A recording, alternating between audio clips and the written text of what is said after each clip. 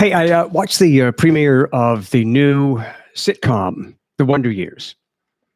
It's a reboot of The Wonder Years from the late 80s.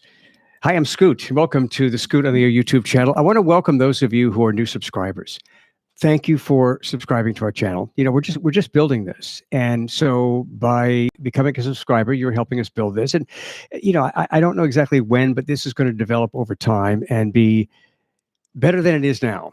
I mean, I think it's fun. It's just simple now, but we'll do more with this as time goes on. But thank you for being one of the early subscribers, and you can go back and see some of the videos that we've done, and quite a wide variety of stuff from politics to pop culture to music to interviews with people like John Lodge of the Moody Blues, and the list goes on. So look, let me tell you about the Wonder Years. It's on at 7:30 on Wednesday nights on ABC at 7:30 Central Time, 8:30 Eastern Time. The Wonder Years is produced by and directed by Fred Savage. Fred Savage played Kevin in the original Wonder Years. This reboot is a little different. Instead of Kevin, it's about a 12-year-old kid named Dean. Dean is black. It's about the perspective of a black family growing up and living in Montgomery, Alabama in 1968. And so I talked about this on my radio show today on WWL. And I was talking about how interesting it would be to see the perspective from a black point of view of that same era. Because I'm white, I could relate to a lot of what Kevin went through in the Wonder Years. And a lot of it reflected, my life. But I thought there were two interesting things about the Wonder Years being about a black 12-year-old.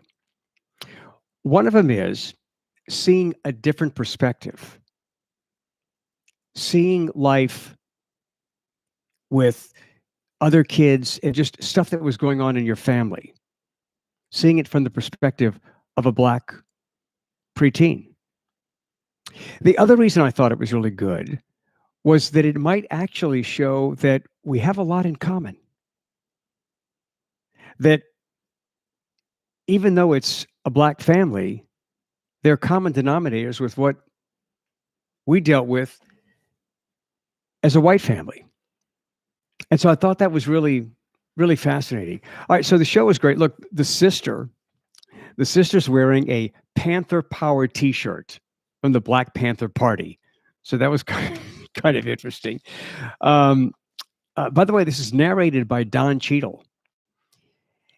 And the parents kind of had the attitude that my parents had. And at one point, they're telling Dean, the young 12-year-old black kid, stay out of grown folks' business. In other words, stay out, none of your business. My parents told us that all the time. But they said it in the form of children should be seen and not heard. Basically, shut up. This is adult stuff. And today it's like we're so busy, with adults trying to relate to children. And look, I think relating to kids is good. But I also think it's okay to have adult stuff and adult conversations and to be able to say, this is for adults. And when you get to be an adult, this might be for you. But right now, it's not for you. Also, there was a bully in the school. There's a bully in the school. His name is Michael Sims. And he beats up on Dean because Dean is acting too white.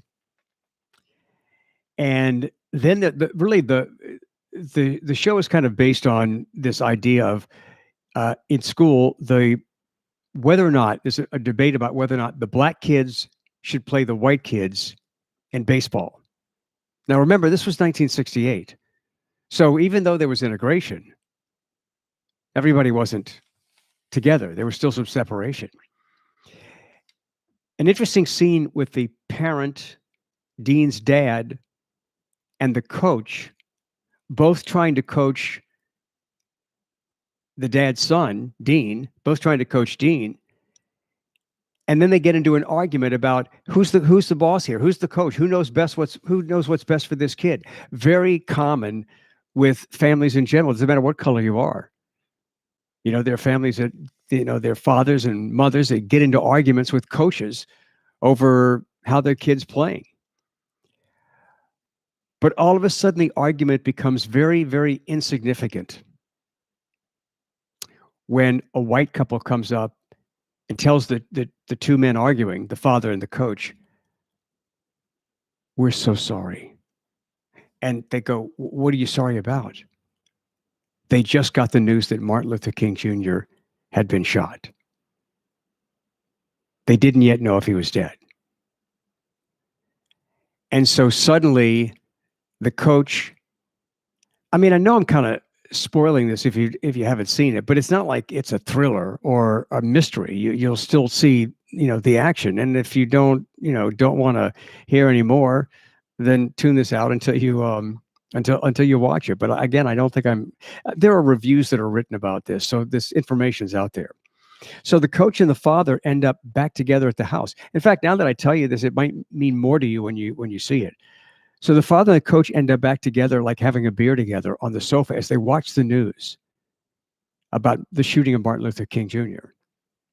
And then there's actual footage of Walter Cronkite with a CBS breaking news special report. And Walter Cronkite reports that Martin Luther King Jr. has been shot and killed. And it's about the reaction of those two men. And the argument that they were having about how to coach this kid in baseball was insignificant compared to this news that they were getting. There was also the young boy, Dean, was watching his mother, cry and try to distract herself.